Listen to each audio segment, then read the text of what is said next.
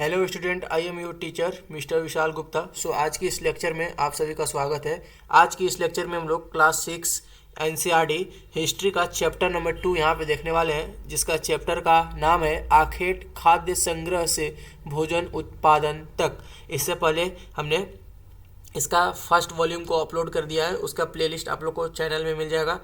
6 to 12 का मेरा target है यहाँ पे एनसीईआरटी कंप्लीट कराने का, और लेटेस्ट जो आप लोग का चलता है ये करंट अफेयर्स, उसका भी मैं यहाँ पे वीडियो लाते रहता हूँ। आप लोग मेरा सारा चैनल का प्रीव्यू देख सकते हैं, उसका सारा का मैंने प्लेलिस्ट यहाँ पे बना दिया हूँ। और एक जानकारी मैं आप लोग को दे रहा हूँ, मैं क्लास यहाँ पे अन्य टीचरों के माध्यम से क्लास 10th 11th 12th के बच्चों के लिए भी फिजिक्स केमिस्ट्री एंड बायोलॉजी का यहाँ पे डाउट सॉल्व किया जाता है, और उससे रिलेटेड लेक्चर यहाँ पे प्रोवाइड कराया जाता है एकदम फ्री ऑफ कॉस्ट, कोई चार्ज नहीं है, ठीक ना। तो आज की इस वीडियो को हम लोग यहाँ पे स्टार्ट करते हैं। सक्सेस साइंस की इस लेक्चर में आप सभी का हार्दिक अभिनंदन करता है।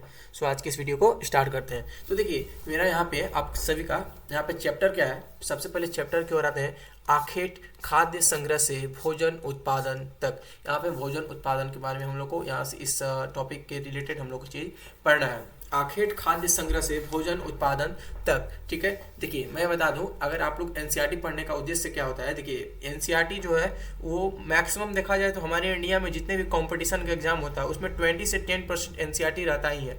मैक्सिमम 100 में 100% एनसीईआरटी को जीके जीएस भी तुम कर सकते हो। जी देखो, जीके जीएस एक ऐसा समुद्र है जिसमें से physics chemistry math biology and arts से रिलेटेड, जैसे ये हो गया geography history economics political science, total GK में तुम्हारा पूछा जा सकता है। अब पूछता भी है, तुम लोग प्रीवियस ईयर उठा के देखना, तुम जिस भी एग्जाम का कंपटीशन का एग्जाम तैयारी कर रहे हो उसमें तुम देखना एनसीईआरटी से तुम्हारा 90% मैच करता है, ठीक है। तो देखो एनसीईआरटी की अगर बात किया जाए तो यूपीएससी में 40% से एनसीईआरटी पूछा जाता है, सीए में 10 या 20% से, एसएससी में 20%, रेलवे में 10%, और अदर जो भी तुम्हारा स्टेट का जो भी एग्जाम होता है, स्टेट पीसीएस और जो भी होता है उसमें तुम्हारा एनसीईआरटी एकदम कंपलसरी पूछा ही जाता है। चलो देखो, तुषार की रेल यात्रा। तुषार एक स्टूडेंट है, उसकी यहाँ पे हम लोग रेल यात्रा को देखने वाले हैं। तो क्या है, तुषार अपने एक रिश्तेदार की शादी में दिल्ली से चेन्नई जा रहा था, ठीक है। रेल में उसे खिड़की वाली सीट मिल गई, जहाँ से वह बाहर का नज़ारा देखने में मग्न हो गया। तेज दौड़ती गाड़ी से उसने देखा कि पेड़ पौधे घर खेत खलिहान बड़ी तेजी से पीछे की ओर छूटते चले जा रहे थे। तभी उसके चाचा उससे उसके कंधों पर हाथ रखकर कहा, पता है लोगों ने मात्र 150 साल पहले रेल यात्रा करनी शुरू की थी। बस तो इसके कुछ दशक बाद आई। बस जो थी इसके कुछ दशक बाद आई, और जो रेल था वो आज से 150 साल पहले ही स्टार्ट हो चुका था। तुषार सोचने लगा कि जब लोगों के पास आने जाने के लिए तेज रफ्तार वाली सवारियां नहीं थी तो क्या वे यात्रा ही नहीं करते थे? क्या वे अपनी सारी ज़िंदगी एक जगह ही बिता दिया करते थे? नहीं, ऐसी बात नहीं थी, ठीक है। अब हम लोग आगे देखते हैं। देखो मैं तुम लोग को बता दूं, कमेंट में तुम लोग इसका आंसर देना।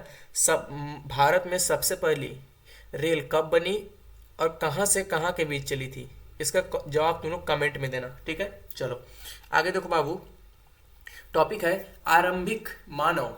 आरंभिक मानव आखिर वे इधर उधर क्यों घूमते थे? आरंभिक मानव आखिर वे इधर उधर क्यों घूमते थे? तो देखो, हम उन लोगों के बारे में जानते हैं जो इस महाद्वीप के में 20 लाख साल पहले रहा करते थे। आज हम उन्हें आखेटक खाद्य संग्राहक के नाम से जानते हैं। भोजन का इंतजाम करने की विधियों के आधार पर उन्हें इस नाम से पुकारा जाता है। आमतौर पर खाने के लिए वे जंगली जानवरों का शिकार करते थे, मछलियां और चिड़िया पकड़ते थे, फल फूल दाने पौधे पत्तियों अंडे इकट्ठे किया करते थे। आखेटक खाद्य संग्राहक समुदाय के लोग एक जगह से दूसरे जगह पर घूमते रहते थे। ऐसा करने के कई कारण थे, ठीक है। पहला कारण यह कि अगर वे एक ही जगह पर ज़्यादा दिनों तक रहते तो आसपास पेड़ पौधे फलों जानवरों खाकर समाप्त कर देते थे, ठीक है। इसलिए और भोजन की तलाश में इन्हें दूसरी जगह जाना पड़ता था। देखो यहाँ पे क्या बोल रहा है ये, जैसे यहाँ पे ये बोल रहा है कि आखेटक खाद्य संग्राहक समुदाय के लोग जो इस जो समुदाय के लोग थे वो क्या करते थे, कोई एक जगह पर उन लोग परमानेंट के लिए नहीं टिके रहते थे। जैसे आज हमारे अभी अभी के फिलहाल में सिचुएशन में क्या है, आप जहाँ पे एक बार घर बना लिए वहीं पे आपका वो रहन सहन हो जाता है। लेकिन जो आखेटक खाद्य संग्राहक समुदाय के जो लोग थे वो एक जगह रख के फिर उसके बाद 1 महीना 2 महीना पर बाद उन लोग वहाँ पे अपना स्थान चेंज कर लेता था। क्यों चेंज करता था? क्योंकि जहाँ पे वो वहाँ रहते थे वहाँ पे आसपास फल फूल मांस ये सब उन लोग मार के खा जाता था, ख़त्म कर देता था, जिससे उन लोग का भोजन प्राप्त करने में आसानी नहीं होती थी। इसीलिए वे एक दूसरे से दूसरे जगह पर गमन किया करते थे। ठीक है, पहला कारण ये तुम्हारा था। अब दूसरा कारण देखो इसी का क्या है। दूसरा कारण यह कि जानवर अपने शिकार के लिए या फिर हिरन और मवेशी अपना चारा ढूंढने के लिए एक जगह से दूसरी जगह जाया करते थे। ठीक है,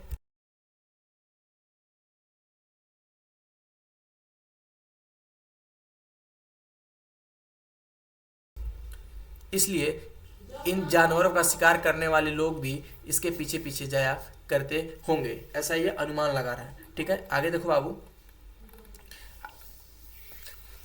आगे बात किया जाए अगर तीसरा कारण ये यह कि पेड़ पेड़ और पौधों में फल फूल अलग अलग मौसम में आते हैं। ठीक है, तीसरा कारण ये था। ठीक है, हम पहला कारण देखें, दूसरा कारण देखें, तीसरा कारण देखें, ये अनुमान के तौर पे तुमसे बताया जा रहा है। इसलिए लोग उनकी तलाश में उपयुक्त मौसम के अनुसार अन्य इलाकों में घूमते रहते होंगे। और चौथा कारण इसका क्या है? ठीक है, ये तीसरा कारण था, ये तुम्हारा चौथा कारण क्या है?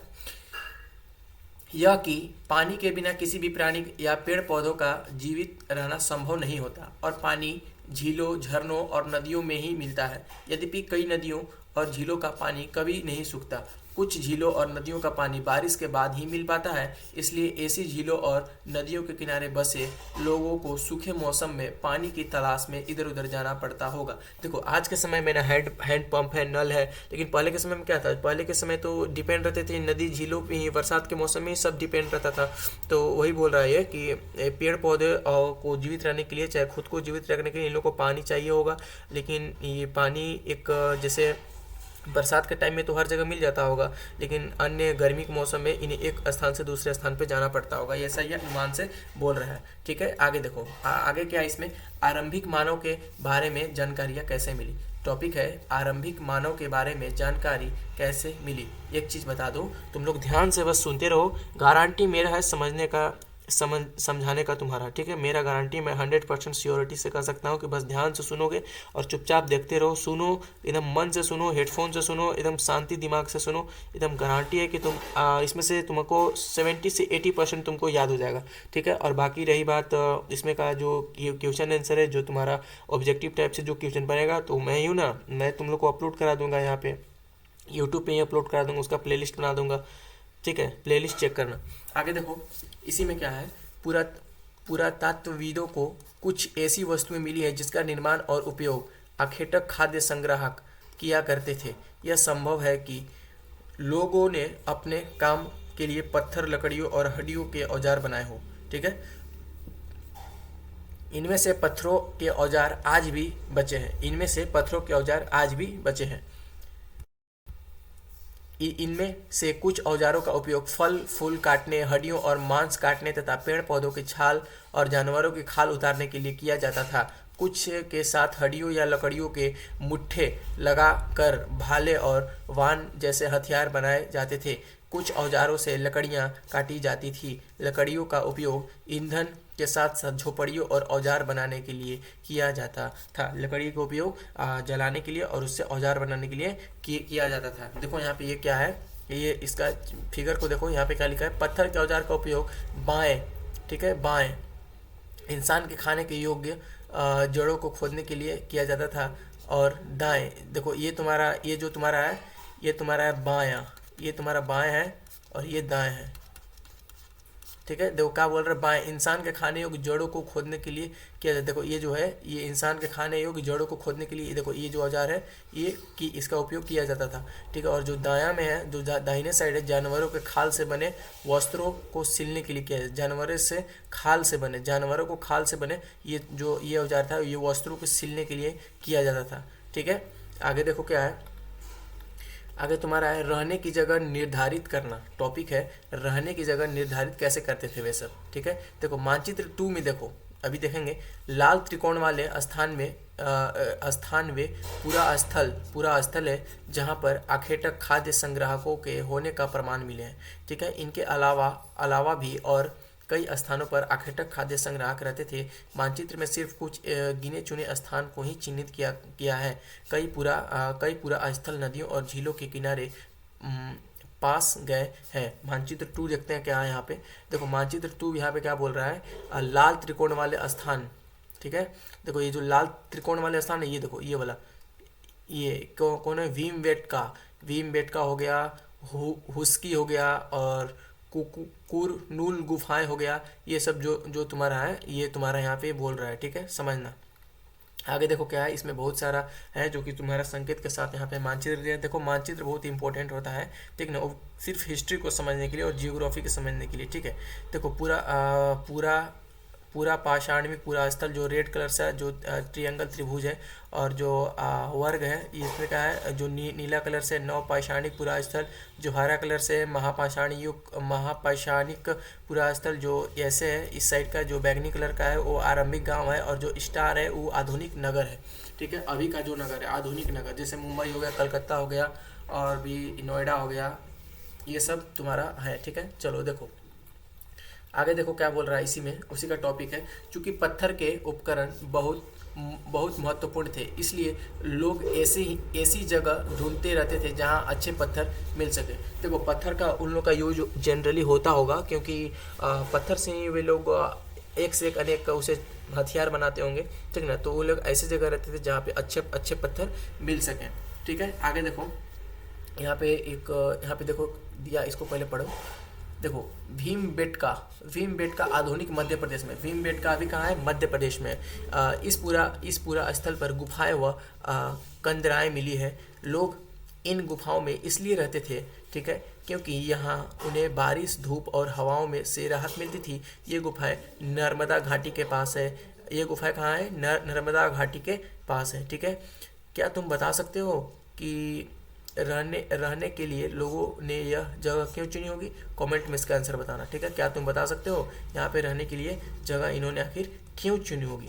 ठीक है, कमेंट में बताना। देखो यहाँ पे क्या, और यहाँ पे देखा है शैल चित्रकला, इनसे हमें क्या पता चलता है? शैल चित्रकला क्या है? शैल चित्रकला, इनसे हमें क्या पता चलता है? देखो एक शैल चित्र, इस चित्र के बारे में बताओ। ठीक है, जिन गुफाओं में लोग रहते थे उनमें से कुछ की दीवार पर चित्र मिले हैं। हाँ देखो एक चीज़ हम बता दूँ, जो भी पहले का जो आदि मानव उनको बोला जाता था, जो भी काम करते थे, अभी भी कहीं कहीं ऐसा मतलब कोई भी जगह या किला है जिसमें तुम्हारा ऐसा फिगर है, मतलब ऐसे एक आदमी पीछे है और जानवर दौड़ रहा है। ठीक है, मतलब शिकार करते हुए वहाँ पे उन्होंने पत्थर को काट कर वैसा ही फिगर बना दिया है। तो उसी के बारे में ये बोल रहा है।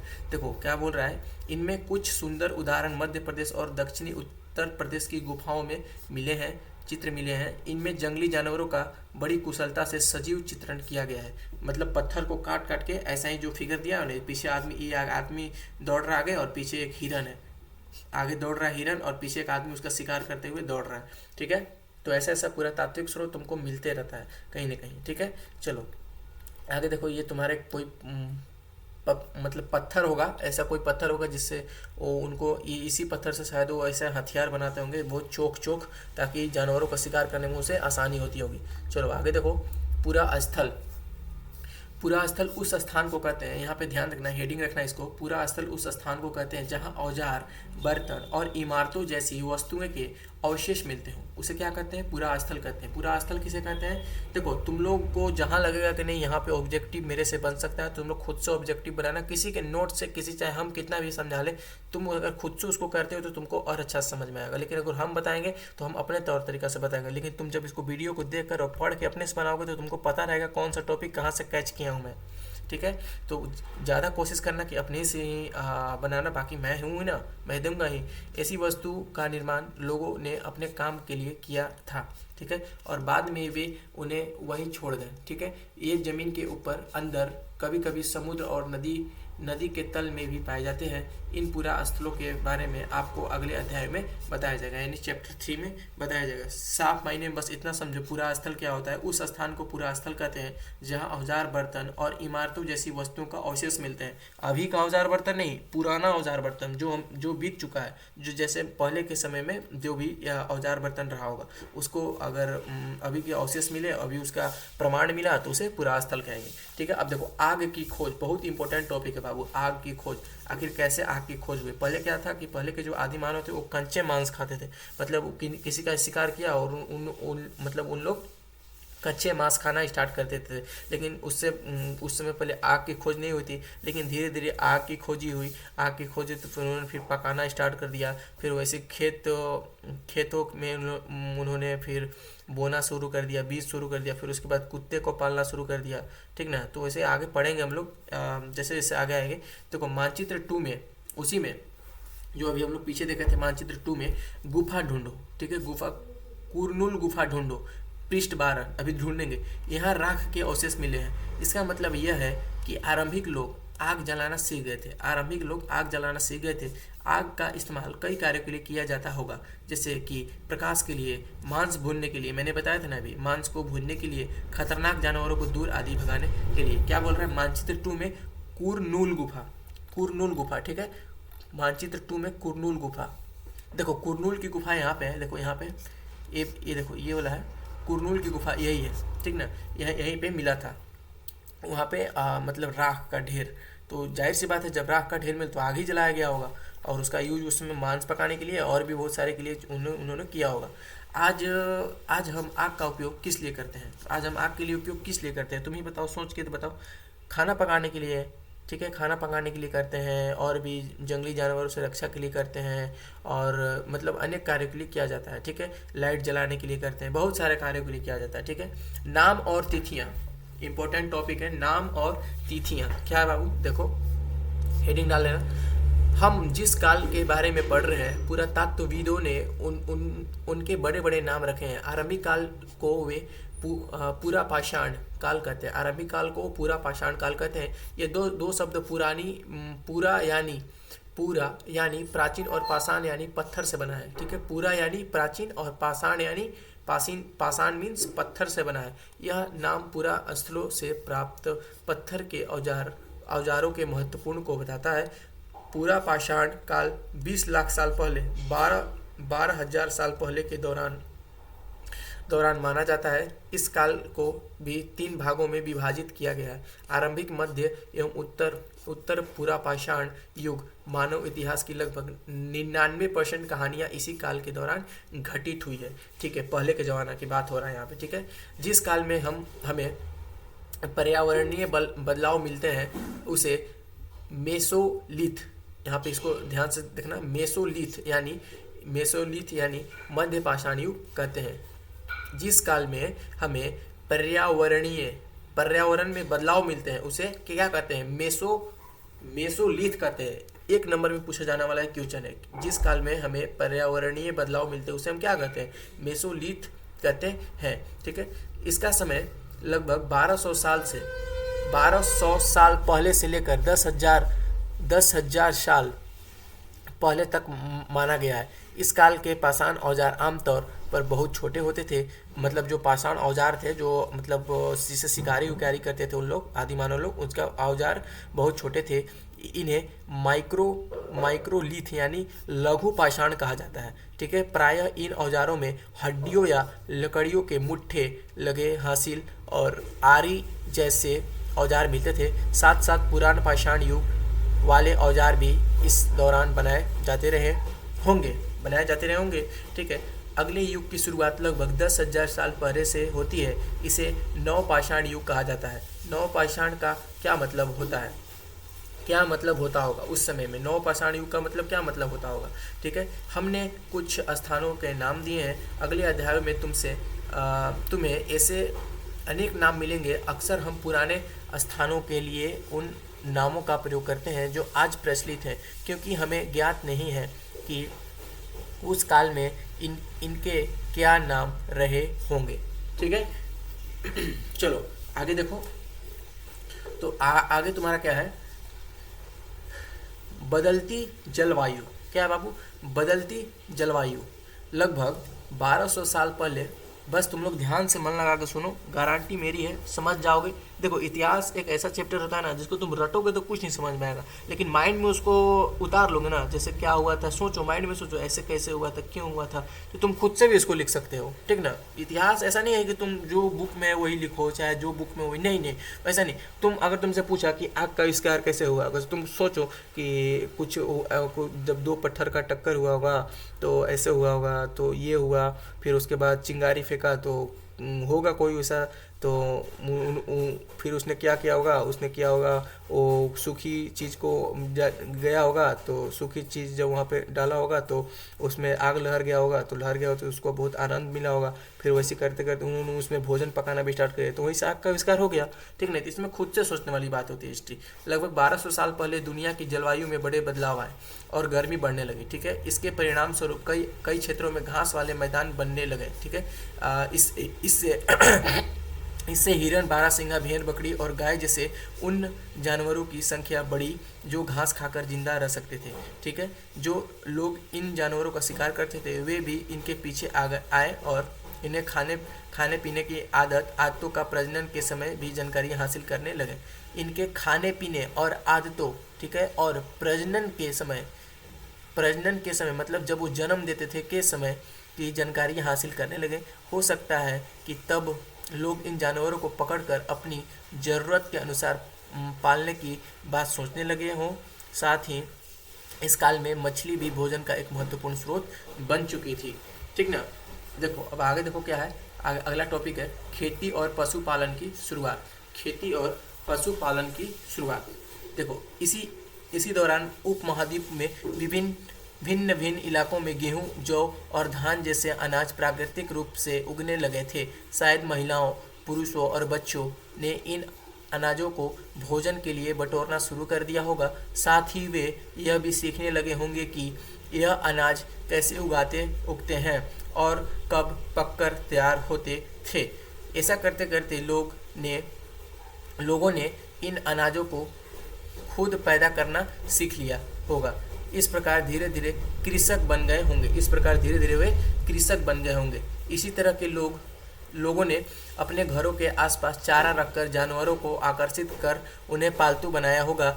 सबसे पहले जिस जंगली जानवरों को पालतू बनाया होगा वह कुत्ता होगा। हाँ भाई, एक चीज़ ध्यान रखना, अगर कोई भी इंसान सबसे पहले अगर किसी भी जानवर को पाला है तो वो कुत्ता है, ये यहाँ पे ये बोल रहा है, ठीक है। और ऐसा मतलब जो हिस्ट्री के बारे में ज़्यादा नॉलेज रखते उन लोग भी बोलते हैं कि सबसे पहले कुत्ता ही एक ऐसा जानवर होगा, क्योंकि कुत्ता से ज़्यादा वफादार जानवर अभी तक हो ही नहीं सकता, क्योंकि कुत्ता हमेशा चाहता है कि उसका मालिक होता है ना, वो हमेशा तरक्की करे ताकि कुत्ते को खाने को मिले, ठीक ना। तो कुत्ता ही सबसे वफादार जानवर होता है, तो वही बोल रहा है वह जंगली जानवर शायद कुत्ता होगा, ठीक है। धीरे धीरे लोग भेड़, बकरी, गाय और सूअर जैसे जानवरों को अपने घरों के नज़दीक आने को उत्साहित करने लगे। जैसे वहाँ पे कैसे उत्साहित करेंगे वो, तो जैसे कोई हिरन को क्या पसंद है, ज़्यादा घास पसंद है, तो घास काट के वहाँ पे अपने घर के आगे रख देते होंगे, तो वहाँ पे जानवर भी आते होंगे, खाते होंगे। तो जब तुमको खाना मिलेगा खुद से बनाया हुआ नहीं, तुमको जब बनाना पड़ रहा है और एक बिना बनाए मिले, तो तुम कौन सा चूज करोगे, तो तुम बिना बनाए ना चूज करोगे। और वैसे हिरन रहती तो उसको सब बनाया हुआ उसके दरवाजे पर मिल जा रहा है, इसीलिए वहाँ पर बार बार वो जाता होगा। और भेड़ बकरियाँ जाते होंगे तो वहाँ पे फिर आदत हो जाता होगा उन लोगों का, तो वही करते थे इन लोग। ऐसे जानवर झुंड में रहते थे और ज़्यादातर घास खाते थे। अक्सर लोग अन्य जंगली जानवरों आक्रमण से इनकी सुरक्षा किया करते थे और इस तरह धीरे धीरे वे पशुपालक भी हो गए होंगे, ठीक है। आगे देखो, एक तुम्हारा ये होमवर्क में की क्वेश्चन है, ठीक है, इसको करना। क्या तुम बता सकती हो कि सबसे पहले कुत्तों को ही पालतू क्यों बनाया गया है, ठीक है। मैंने अभी बताया कि कुत्ता ज़्यादा वफादार नहीं होता है कोई, ठीक ना। तो तुम लोग इसका आंसर कमेंट में देना, या हो सकता है अपने नोट्स में इसको नोट डाउन कर लेना। आगे देखो क्या है बाबू, घरेलूकरण की प्रक्रिया। क्या है घरेलूकरण की प्रक्रिया? लोगों द्वारा पौधे उगाने और जानवरों की देखभाल करने को घरेलूकरण की प्रक्रिया का नाम दिया गया है, ठीक है। अब अपनाए गए ये पौधे तथा जानवर अक्सर जंगली पौधों तथा जानवरों से भिन्न होते हैं। इसकी वजह यह है कि इस प्रक्रिया के तहत अपनाए गए पौधे या जानवरों का लोग चयन करते हैं। उदाहरण के तौर पर लोग उन्हीं पौधे तथा जानवरों का चयन करते हैं जिनसे बीमार होने की संभावना कम हो। यही नहीं, ठीक है, यही नहीं, लोग उन्हीं पौधों को चुनते हैं जिनसे बड़े दानों वाले अनाज पैदा होते हैं, ठीक है, साथ ही जिनकी मजबूत डंठल अनाज के पके दानों के भार को संभाल सकें, ठीक है, ऐसा संभाल सकें ऐसे ऐसे पौधे के बीजों को संभाल कर रखा जाता है ताकि फिर से उगाने के लिए उनके गुण सुरक्षित रह सकें, ठीक है, उनके गुण को सुरक्षित रह सकें, ठीक है। उन्हीं जानवरों को आगे प्रजनन के लिए चुना जाता है जो आमतौर पर अहिंसक होते हैं। इसलिए हम देखते हैं कि पाले गए जानवर तथा कृषि के लिए अपनाए गए पौधे जंगली जानवरों तथा पौधों से धीरे धीरे भिन्न होते हैं। मिसाल के तौर पर जंगली जानवरों की तुलना में पालतू जानवरों का दांत और सींग छोटे होते हैं, ठीक है। आगे देखो क्या है, आगे तुम्हारा इन दांतों को देखो, ठीक है, ये जो तुम्हारा फिगर में दांत है ना, इसको देखो, ये इन दांतों को देखो, इनमें से कौन सा जंगली सूअर का है और कौन पालतू सूअर का है बताना है। तो देखो कैसे बताओगे, यहाँ पे देखो दिया है पालतू जानवरों के दांत और सींग छोटे होते हैं। जो पालतू जानवर है उसका दांत और सींग छोटा होता है। तो ये देखो, ये तुम्हारा है ना, जो ये वाला, ये तुम्हारा किसका हो गया, ये तुम्हारा हो गया इनमें से जंगली सूअर जो होगा ना, जंगली सूअर का ये होगा, क्योंकि ये जंगल में रहते थे। और यहाँ पे बोला भी गया है कि जंगली जानवरों की तुलना में पालतू जानवरों का दांत छोटा होता था। तो ये जंगली सूअर जंगली जानवर है, तो इसलिए इसका दांत बड़ा होगा, तो ये वाला इसका होगा, ठीक ना। देख लो फिगर में तुम लोग, ठीक है, इसको इरेज कर लो। आगे देखो बाबू क्या है, ठीक ना, आगे तुम्हारा है यह प्रक्रिया पूरी दुनिया में धीरे धीरे चली रही, ठीक है, यह प्रक्रिया पूरी दुनिया में धीरे धीरे चली रही। यह करीब 1200 साल पहले शुरू हुई। वास्तव में आज हम जो भोजन करते हैं वो इसी प्रक्रिया की वजह से है। कृषि के लिए अपनाई गई प्राचीन फसलों में गेहूं तथा जौ आते हैं। सबसे पहले कृषि के लिए अगर एक अनुमान के मुताबिक कहा जाए तो सबसे पहले गेहूं और जौ का ही उत्पादन किया गया था आदिमानव के द्वारा, ठीक है, जो सबसे पहले फसल का उत्पादन किया था, ठीक है। उसी तरह सबसे पहले पालतू बनाए गए जानवरों में कुत्ता है, सबसे पहले कुत्ता, और उसके बाद भेड़ बकरियों को पाले जाते थे, ठीक है। आगे देखो, आगे तुम्हारा अनाज का उपयोग, ठीक है, अनाज का उपयोग एक नवीन जीवन शैली, टॉपिक है एक नवीन जीवन शैली, टॉपिक है एक नवीन जीवन शैली, ठीक ना। तुम किसी पौधे के बीज को बो कर देखो, ठीक है, तुम पाओगी कि इसे विकसित होने में कुछ वक्त लगता है। इससे कुछ दिन, महीने या फिर साल तक लग सकता है। इसलिए जब लोग पौधे उगाने में लगे, उनकी देखभाल के लिए उन्हें एक ही जगह पर लंबे समय तक रहना पड़ा था, ठीक है। देखो ये क्या बोल रहा है, जैसे कोई एक मान लो हम पौधा को बो दिए, तो वहाँ पे ऐसा नहीं है कि हम फिर मतलब हम अपना आज यहाँ पे रहे तो कल वहाँ पे रहे, क्योंकि तुम फसल को वहाँ पे बोए तो उसको उगने में टाइम लगता है। जो तो ये बोल रहा है कि वहीं पे मतलब बहुत दिनों तक फिर एक ही जगह पर वे लोग रहने लगते थे, ठीक है। उसके बाद आगे बोल रहा है बीज बोने से लेकर फसलों के पकने तक पौधों की सिंचाई करने, खरपतवार हटाने, खरपतवार मतलब जो उसमें अवांछित घास उत्पन्न हो जाता है ना, वो हटाने, जानवरों और चिड़ियों से उनकी रक्षा करने जैसे बहुत से काम शामिल थे, ठीक है। कटाई के बाद अनाज का उपयोग बहुत संभाल कर करना पड़ता था। कटाई के बाद अनाज का उपयोग बहुत संभाल कर करना पड़ता था। अनाज का भोजन और बीज दोनों ही रूपों में बचाकर रखना आवश्यक था, इसलिए लोग इसे भंडारण की बात सोचनी पड़ी। बहुत से इलाकों में लोग मिट्टी के बड़े बड़े बर्तन बनाए, टोकरी बुनी या फिर जमीन में गड्ढा खोदा, ठीक है, जमीन में गड्ढा खोदा अनाज का भंडारण के लिए। देखो यहाँ पे क्या बोल रहा है, अनाज का उपयोग जो है वो बीज के रूप में होता था, खाद्य के रूप में होता था, उपहार के रूप में मतलब किसी को देना होता था, एक अनाज के बदले दूसरे अनाज को देना होता था, और भंडारण मतलब उसका बचाव करने के लिए होता था, ठीक है। देखो एक तुम्हारे यहाँ पे क्वेश्चन बोल रहा है, क्या तुम्हें लगता है कि शिकारी या भोजन संग्रह करने वाले बर्तन बनाते और उनका उपयोग करते होंगे? अपने जवाब का कारण बताओ, ठीक है, कारण बताओ। क्या बोल रहा है ये, क्या तुम्हें लगता है कि शिकारी या भोजन संग्रह करने वाले बर्तन बनाते होंगे? शिकारी जो है भोजन करने वाले बर्तन बनाते होंगे, ऐसा तुमको बताना है कमेंट में, ठीक है। अगला टॉपिक देखो क्या है, जानवर चलते फिरते खाद्य भंडार, जानवर चलते फिरते खाद्य भंडार, ठीक है। देखो जानवर बच्चे देते थे जिससे उनकी संख्या बढ़ती है, ठीक है। अगर जानवरों की देखभाल की जाए तो वे उनकी संख्या तो बढ़ती ही है, साथ ही उनसे दूध भी प्राप्त हो सकता है जो भोजन के लिए अच्छा स्रोत है। यही नहीं, जानवरों से हमें मांस भी मिलता है। दूसरे शब्दों में पशुपालन भोजन के भंडारण का एक तरीका है। ठीक है, एक क्वेश्चन है, ये सब जो तुम्हारा रेड रेड है ना, पिंक पिंक, इसको तुम करना ही बाबू। भोजन के अतिरिक्त जानवरों से और क्या क्या मिलता है, ये क्वेश्चन है, नोट डाउन कर अपने नोट्स में। और आज जानवर का उपयोग हम किस लिए करते हैं, तो वही के लिए करते हैं, मांस के लिए करते हैं और दूध दूध के लिए करते हैं, मतलब अपने कार्य के लिए ही जानवर का यूज कोई भी पर्सन करता है। ठीक ना। आओ टॉपिक है, आओ आरंभिक कृषकों तथा पशुपालकों के बारे में पता करें। नेक्स्ट टॉपिक है, आओ आरंभिक कृषकों और पशुपालकों के बारे में पता करें। तो मानचित्र 2 सेम वही में जाना है। पृष्ठ संख्या 12 में देखो, क्या तुम्हें कई नीली वर्ग दिख रही है, देखना, दिखाएंगे भी। पता है, इनमें से प्रत्येक बिंदु उस जगह को दर्शाता है जहां पुरातात्विक विदों की शुरुआती कृषकों और पशुपालकों के होने के साक्ष्य मिले हैं, मतलब प्रूफ मिला है।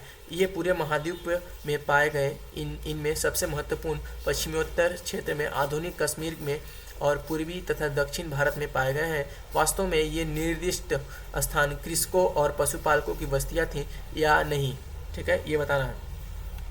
तो क्या बोल रहा है ये, वास्तव में ये निर्दिष्ट स्थान कृषकों और पशुपालकों की बस्तियां थी या नहीं, इसे जांचने के लिए वैज्ञानिक खुदाई में मिले पौधों और पशुपालकों की हड्डियों के नमूने का अध्ययन करते हैं। ठीक है, इनमें से सबसे रोचक जला हुआ अनाज के दानों के अवशेष हैं। ऐसा लगता है कि ये गलती से या फिर जानबूझकर जलाए गए होंगे। ठीक है, जो खाद्यान्न वहाँ पे जले हुए अवशेष मिलते हैं, वो ऐसा लगता है कि वे गलती से जलाए होंगे या तो फिर जानबूझ के जलाया होगा।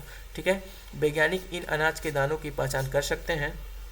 आगे क्या है, इस तरह हमें पता चलता है कि उपमहाद्वीपों के विभिन्न भागों में बहुत सारी फसलें उगाई जाती रही होंगी। वैज्ञानिकों विभिन्न जानवरों की हड्डियों को भी पहचान कर सकते हैं। एक से एक मशीन आ गया है बाबू आजकल। ठीक है, अगला टॉपिक क्या है तुम्हारा, अगला टॉपिक मैं चेंज कर लेता हूँ, 1 मिनट।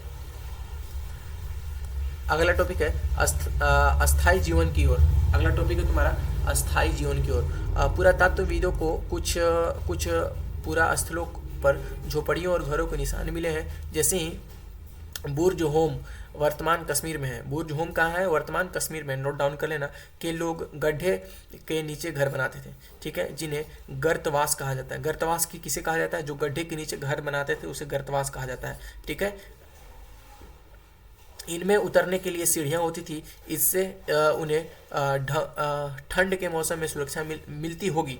पुरातत्वविदों की झुपड़ियाँ के अंदर और बाहर दोनों ही स्थानों पर आग जलाने की जगह मिली है। ऐसा लगता है कि लोग मौसम के अनुसार घर के अंदर या बाहर खाना पकाते होंगे। जैसे गर्मी के दिन में घर के अंदर खाना पकाते होंगे और ठंडे के दिन में घर का बाहर खाना पकाते होंगे, क्योंकि बाहर धूप की रोशनी होगी। ठीक है, बहुत सारी जगहों से पत्थर के औजार मिले हैं।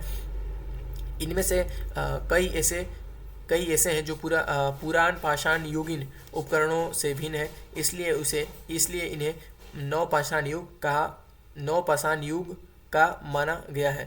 ठीक है, इनमें वे औजार भी हैं जिनकी धार को और अधिक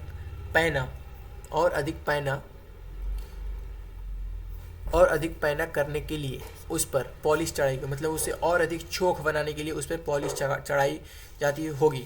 ठीक है, ओखली और मूसल का प्रयोग अनाज तथा वनस्पतियों से प्राप्त अन्य चीज़ों को पीसने के लिए किया जाता था। ठीक है, आज हजारों साल बाद भी ओखली और मूसल का प्रयोग अनाज को पीसने के लिए किया जाता है। ठीक है, ओखली और मूसल क्या, मैं तुम लोग को बता देता हूँ क्या होता है। जैसे गांव में जैसे अभी ना आज के समय में ना मशीन आ गया, तो धान से तुम डायरेक्ट चावल प्राप्त कर लेते हो, और जो उसका अवांछित हो जाता है भूसा के रूप में निकल जाता है। गांव वाले समझेंगे ज़्यादा।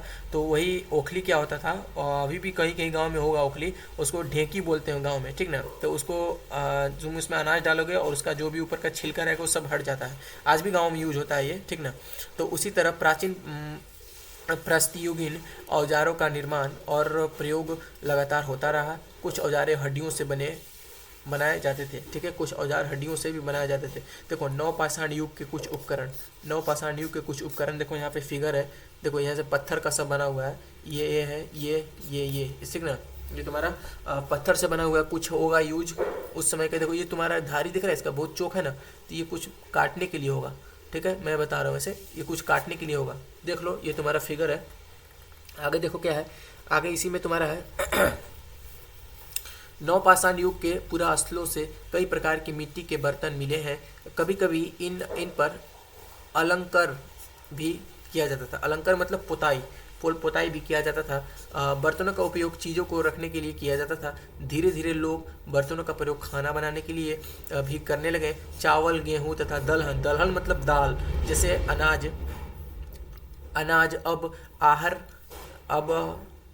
अनाज अब आहार का महत्वपूर्ण हिस्सा बन गए। ठीक है, इसके साथ साथ अब लोग कपड़े भी बुनने लगे थे। इसके लिए कपास जैसे आवश्यक पौधे उगाए जा सकते थे। ठीक है, जैसे जैसे वहाँ पे डेवलपमेंट बढ़ा, जैसे जैसे उनको माइंडसेट काम करना स्टार्ट किया, उन्होंने सब चीज़ खोजा।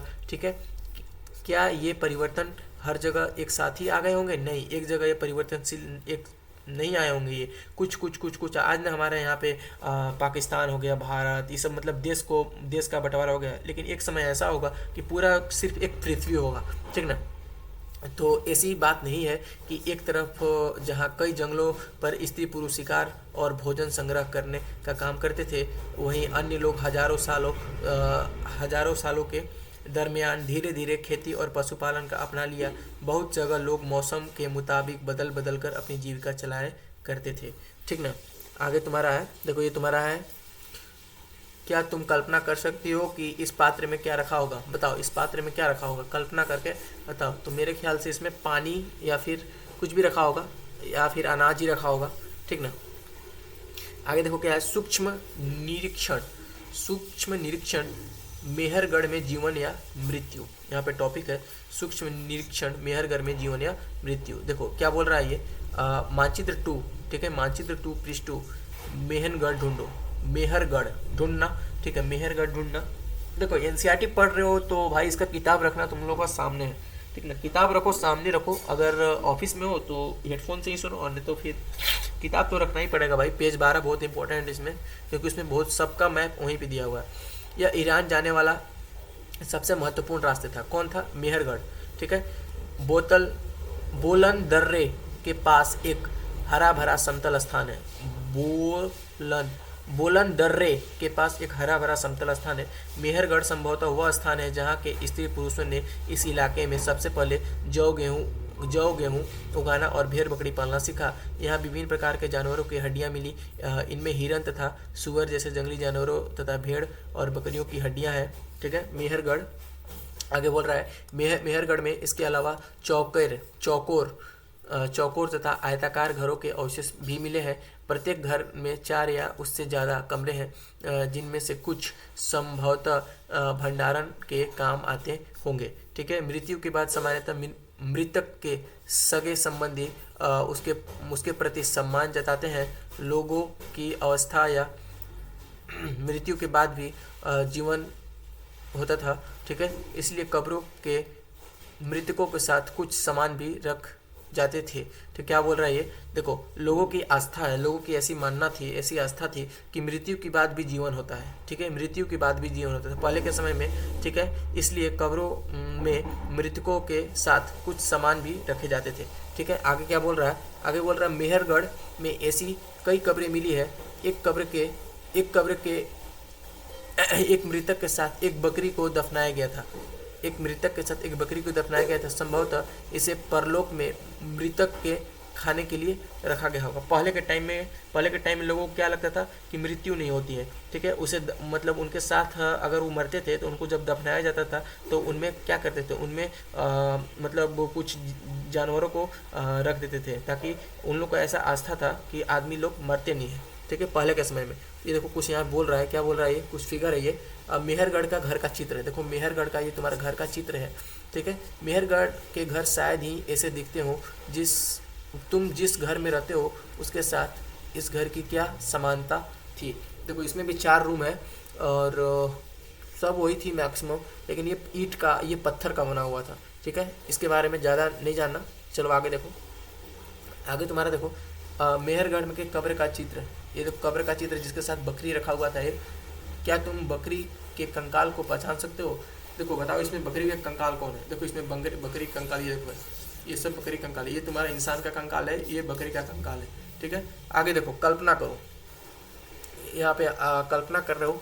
ठीक है, उपयोगी शब्द आखेटक, खाद्य संग्राहक, पूरा स्थल, उद्योग स्थल, इस पर तुम्हारा टॉपिक, ये समझो कि तुम्हारा एक टॉपिक दिया हुआ है, इस पर तुम लोग को ज़्यादा ध्यान देना है। ठीक है, उपयोगी शब्द है ये इस चैप्टर का। ठीक है, देखो कल्पना करो तुम आज से 1200 साल पहले पत्थर की एक गुफा में रहते हो। ठीक है, पृष्ठ 13 में देखो तुम्हारे मामा गुफा की भीतरी, ये सब कुछ नहीं है मत देखो इधर। चलो यहाँ पे तुम्हारा चैप्टर खत्म हो गया। ठीक है, और इसमें जो भी तुमको इंपॉर्टेंट लगा होगा, ज़्यादा चीज़ हमको इसमें नहीं कवर करना है, बस अपना काम का ही कवर करना है, क्योंकि हमको 6 to 12 का एनसीईआरटी टोटल कवर करना है, तो ज़्यादा टाइम नहीं होता। ठीक है, तो बस तुमको जो यूज करना है बस उसी चीज़ को देखो और इसका अभ्यास करना। ठीक ना, इसका जो ये अभ्यास है ना, इसको नहीं छोड़ना, नोट डाउन कर लेना इसको अपने नोट्स में। और यहाँ पे कुछ महत्वपूर्ण तिथियाँ हैं, ठीक ना, इसको भी ध्यान देना। मध्य पाषाण युग कब से कब हुआ? तो 1200 से 10,000 साल पहले हुआ। बसने की प्रक्रिया का आरंभ लगभग 1200 साल पहले। नवपाषाण युग का आरंभ लगभग 10,000 साल पहले। मेहरगढ़ में बस्ती का आरंभ कब हुआ? तो लगभग 8,000 साल पहले यहाँ पे तुम्हारा हुआ था। ठीक है, तो इस तरह से तुम्हारा ये चैप्टर समाप्त होता है। मैं बार बार कह रहा हूँ कि तुम लोग खुद से इसको प्रैक्टिस करना, खुद से देखना, 1-2 बार वीडियो देखना। आई होप तुम लोग को एकदम वीडियो काफ़ी अच्छा लगा।